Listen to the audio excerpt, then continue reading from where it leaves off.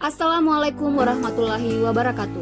Salam guru penggerak. Perkenalkan, saya Marni, calon guru penggerak Angkatan 7 Kabupaten Polewali Mandar, Provinsi Sulawesi Barat. Pada kesempatan ini, saya akan menyampaikan kesimpulan dan refleksi terhadap materi Modul 1.1 tentang pemikiran-pemikiran Ki Hajar Dewantara. Sebelum mempelajari Modul 1.1, berikut hal-hal atau pengalaman yang saya lakukan dalam proses pembelajaran. Pertama, saya menganggap siswa tidak akan paham jika materi pelajaran tidak saya jelaskan. Sehingga, dalam proses pembelajaran di kelas, saya lebih sering menggunakan metode secara klasikal atau konvensional. Misalnya, metode ceramah diselingi tanya jawab. Saya menganggap metode ini yang paling tepat untuk membuat anak cepat mengerti pelajaran dan tidak membutuhkan waktu yang lama untuk menuntaskan materi pembelajaran. Kedua, pembelajaran hanya berfokus pada materi yang saya ampu, tidak melibatkan unsur-unsur kebudayaan. Ketika saya telah selesai memberikan materi dengan baik, saya berpendapat bahwa saya telah melaksanakan tugas dengan baik. Tidak perlu menambahkan pengetahuan kebudayaan ke mata pelajaran saya. Ketiga, dalam proses pembelajaran, saya menuntut anak untuk mampu menguasai seluruh materi yang saya ajarkan dan harus mencapai nilai kriteria ketuntasan minimal. Saya memiliki asumsi bahwa anak telah berhasil belajar ketika anak mampu menjawab soal dengan baik dan nilainya melebihi standar KKM. Keempat, pelaksanaan proses pembelajaran lebih banyak di ruang kelas, dan saya memberikan perlakuan yang sama kepada semua anak. Saya kurang memperhatikan karakter dan potensi yang berbeda dari mereka, karena menganggap hal ini akan membutuhkan waktu yang lebih lama untuk menyelesaikan pokok pembahasan materi yang saya ajarkan, serta saya menganggap proses pengajaran sama dengan proses pendidikan.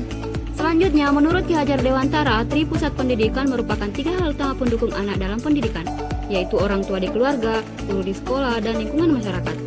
Untuk menciptakan pendidikan yang baik, ketiga komponen ini harus bersinergi dengan baik. Namun pada kenyataannya, masih seringnya muncul persepsi bahwa tugas mendidik dan mengajar lebih banyak dibebankan kepada ibu dan bapak guru di sekolah. Setelah mempelajari Modul 1.1, maka berikut beberapa poin penting dari pemikiran Ki Hajar Dewantara yang saya pahami. Pertama, tugas guru adalah menuntun. Kedua, guru harus mampu memahami bahwa anak memiliki kodrat merdeka dan kodrat bermain. Ketiga, pendidikan harus berpihak pada anak. Keempat, pendidikan bukan tabula rasa. Kelima, pendidikan adalah budi pekerti. Dan keenam, pendidikan adalah petani kehidupan. Dari pembelajaran Modul 1.1, maka saya mencoba menghubungkan antara fenomena yang terjadi pada proses pembelajaran di kelas dengan dasar pemikiran Ki Hajar Dewantara. Maka berikut beberapa hal yang saya dapatkan. Saya tersadar bahwa dalam proses pembelajaran perlu melibatkan anak lebih banyak dan tidak semata-mata memperhatikan hasil, namun juga harus memperhatikan proses dan potensi yang ada pada anak. Hal ini saya dapatkan dari poin bahwa pendidikan itu harus menghamba pada anak. Saya termotivasi untuk memperhatikan kodrat apa yang dimiliki oleh anak dan berusaha untuk memberikan arahan dan tuntunan, sehingga mereka dapat mencapai apa yang mereka inginkan. Hal ini saya dapatkan dari poin bahwa setiap anak lahir dengan kodratnya masing-masing. Pendidik hanya dapat menuntun segala kodrat dan potensi yang ada pada anak. Saya mulai memahami bahwa karakter anak bisa berbeda berdasarkan di mana dia dibesarkan, dan tidak wajar jika saya memberikan perlakuan yang sama terhadap mereka. Dan saya bertekad untuk mampu menuntun anak dalam memanfaatkan teknologi, memberikan arahan segala dampak yang bisa ditimbulkan, baik dampak positif maupun dampak negatif dari teknologi itu sendiri. Hal ini saya dapatkan dari poin bahwa sebagai pendidik kita harus terbuka, namun tetap waspada terhadap perubahan-perubahan yang terjadi. Setiap anak memiliki kodrat yang berbeda. Kodrat alam memberikan karakter yang berbeda di mana lingkungan anak dibesarkan, sedangkan kodrat saman berhubungan dengan segala perkembangan zaman yang dialami. Kodrat saman pada saat ini, guru diharuskan untuk menekankan kemampuan anak memiliki keterampilan abad 21, yaitu kreatif, critical thinking, collaboration, dan communication. Sebagai pendidik, saya harus mampu menciptakan pembelajaran yang berpihak pada anak, salah satunya dengan memberi kesempatan anak untuk mengemukakan sendiri pendapatnya, kemudian memberi kebebasan membangun sendiri pengetahuannya, tidak selalu mengikuti keinginan saya sebagai guru.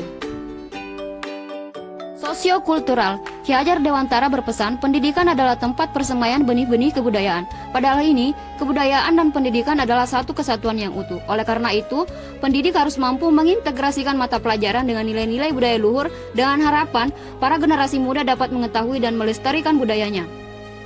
Kami yang berada di suku Mandar kaya akan warisan budaya yang patut dilestarikan, diantaranya budaya Metawe, budaya Mepuang, Totama, Kalindakda, Lipak Sabe Mandar, makanan Jepa, lopisan dek mandar, dan lain-lain. Materi sebelumnya, saya mencoba merumuskan nilai-nilai budaya yang relevan dengan pendidikan, yaitu saya memilih filosofi yang terkandung dalam lopisan dek mandar yang relevan diterapkan dalam proses belajar mengajar. Di antaranya, nilai keagamaan, nilai kepemimpinan, nilai kerjasama, nilai kebersamaan, nilai seni, nilai kesetiaan, dan nilai nasionalisme.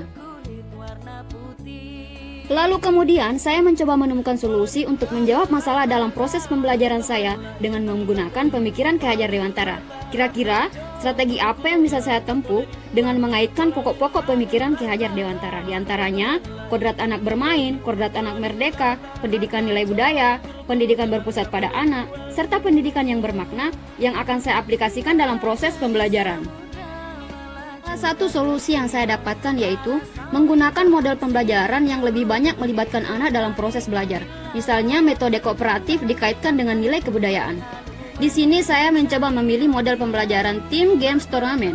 Kemudian saya isi dengan nilai dari filosofi lopisan D, di mana dalam melaksanakan metode ini dapat ditanamkan nilai-nilai dari filosofi lopisan D, di antaranya nilai kepemimpinan yang ditunjukkan oleh punggawa Sande. Dalam memimpin mencapai tujuan, sama dengan proses pembelajaran harus mempercayakan teman sejawat untuk memandu memenangkan game. Nilai kerjasama para pas Sande yang begitu gigih hingga dapat mengarungi samudera, begitupun anak-anak dalam proses pembelajaran harus bekerja sama, saling memberi masukan, saling melengkapi untuk memenangkan turnamen, dan masih banyak nilai yang lain. Dengan menggunakan metode ini akan diciptakan suasana anak belajar, anak bermain, anak berkompetisi, anak mengenal nilai budaya, serta anak dapat belajar di dalam ataupun di luar ruangan. Hal ini membuka cakrawala berpikir saya bahwa mengaitkan materi pelajaran dan unsur kebudayaan bukanlah suatu hal yang sulit, dan sudah selayaknya selalu diterapkan dalam proses pembelajaran. Hal-hal yang coba saya terapkan agar kelas saya mencerminkan pemikiran Ki Hajar Dewantara. Pertama, lebih banyak mencoba model pembelajaran yang melibatkan anak secara langsung dan guru sebagai fasilitatornya, serta menciptakan tempat belajar yang nyaman. Kedua, mengutamakan proses pembelajaran yang bermakna, yaitu bukan hanya semata-mata menuntut anak mendapatkan nilai yang baik, tetapi juga memperhatikan kebahagiaan serta menyesuaikan materi pembelajaran berdasarkan tingkat kemampuan anak. Ketiga, menjadi sosok yang selalu dirindukan oleh anak dan menjadi sosok yang selalu menjadi inspirasi. Keempat, menjadikan anak yang tidak lupa akan nilai-nilai budayanya. Kelima, lebih memaksimalkan kerjasama antara guru, orang tua, dan masyarakat. Dengan berbagai hal yang ingin diterapkan untuk mencapai tujuan pembelajaran yang jauh lebih baik, ada harapan yang jauh di lubuk hati saya, yaitu semoga mampu menjadi pendidik sesuai dengan 3 semboyan pendidikan Ki Hajar Dewantara. Ing ngarso sung tulodo di depan menjadi contoh, ing madia mangun karso di tengah memberi semangat membangun cita-cita, tutwuri handayani di belakang memberi dorongan. Harapan selanjutnya, semoga mampu memanusiakan manusia, sehingga harus memerdekakan manusia dari segala aspek kehidupan, baik secara fisik, mental, jasmani, dan rohani, sebagaimana yang dikatakan oleh Ki Hajar Dewantara, menuntun segala kekuatan kodrat yang ada pada anak-anak itu, agar mereka sebagai manusia dan anggota masyarakat dapat mencapai keselamatan dan kebahagiaan yang setinggi-tingginya. Pendidikan bukan tentang seberapa hebat engkau meraih nilai. Pendidikan tentang seberapa besar makna yang engkau temukan dalam pendidikan itu. Sekian dan terima kasih. Salam Guru Penggerak.